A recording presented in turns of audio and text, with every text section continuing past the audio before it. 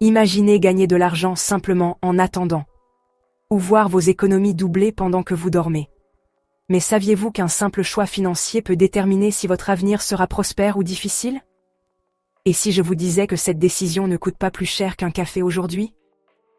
Bienvenue dans le monde fascinant des intérêts, la force qui façonne silencieusement les économies, les investissements et votre propre avenir financier. Allez, on y va. L'intérêt, c'est comme le remerciement ultime de l'univers, ou une grosse galère selon le côté où vous vous trouvez. C'est en gros le coût d'un emprunt ou la récompense pour avoir épargné. Imaginez, vous prêtez 10 € à votre ami parce qu'il devait absolument s'acheter ce nouveau smoothie, et maintenant vous ne pouvez pas en prendre un vous-même.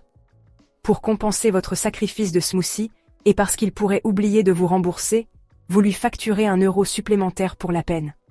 Félicitations, vous venez de facturer des intérêts, et vous dirigez maintenant votre propre petite banque.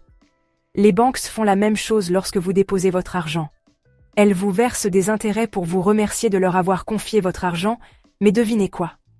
Elles le prêtent immédiatement à quelqu'un d'autre à un taux plus élevé. C'est un cycle qui alimente tout, des prêts personnels aux accords commerciaux massifs. Pourquoi les intérêts existent-ils? Parce que l'argent d'aujourd'hui vaut plus que l'argent de demain. Pensez-y. 100 € dans votre poche maintenant pourraient vous payer un dîner chic, mais ces mêmes 100 € dans 10 ans pourraient seulement couvrir vos frites et une boisson. C'est ce qu'on appelle la valeur temporelle de l'argent.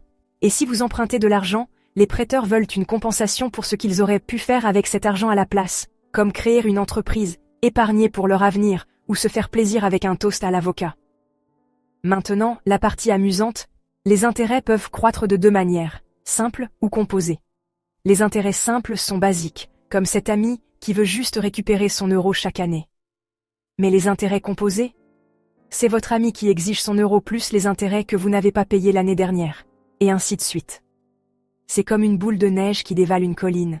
Sauf que la boule de neige, c'est votre dette, ou, espérons-le, vos économies.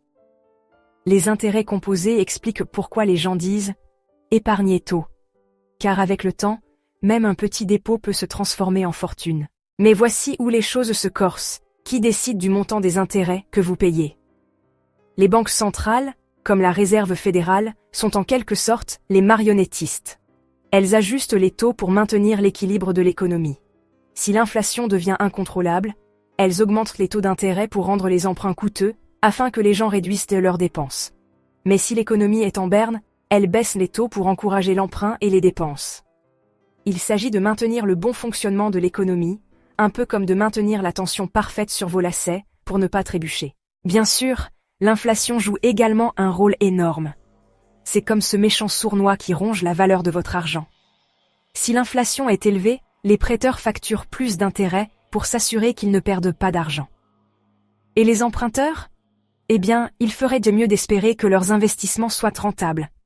C'est pourquoi, il est important de regarder les taux d'intérêt réels, c'est-à-dire le taux d'intérêt après ajustement à l'inflation. Sinon, votre bonne affaire d'épargne pourrait en fait vous appauvrir. Et n'oublions pas que les intérêts ont un lourd passé. Au cours de l'histoire, ils ont été critiqués pour être abusifs.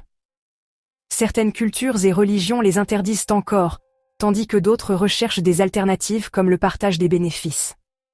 Ces débats soulignent à quel point les intérêts sont liés à l'éthique et aux valeurs. En fin de compte, l'intérêt n'est pas qu'un chiffre, c'est une force de la nature. Il finance tout, des prêts étudiants au gratte-ciel, tout en reflétant les hauts et les bas de l'économie mondiale. Qu'il s'agisse de vous aider à économiser pour un nouveau téléphone, ou qu'il vous piège dans des dettes de carte de crédit, comprendre les intérêts, c'est comme avoir un code de triche pour le jeu financier de la vie. Alors, qu'est-ce que ce sera, ami ou ennemi? Je vous laisse en discuter dans les commentaires. Comment pensez-vous que les taux d'intérêt affectent vos objectifs financiers personnels? N'oubliez pas de vous abonner si ce n'est pas déjà fait. Prenez soin de vous, prenez soin de vos proches, et je vous retrouve bientôt dans une autre vidéo.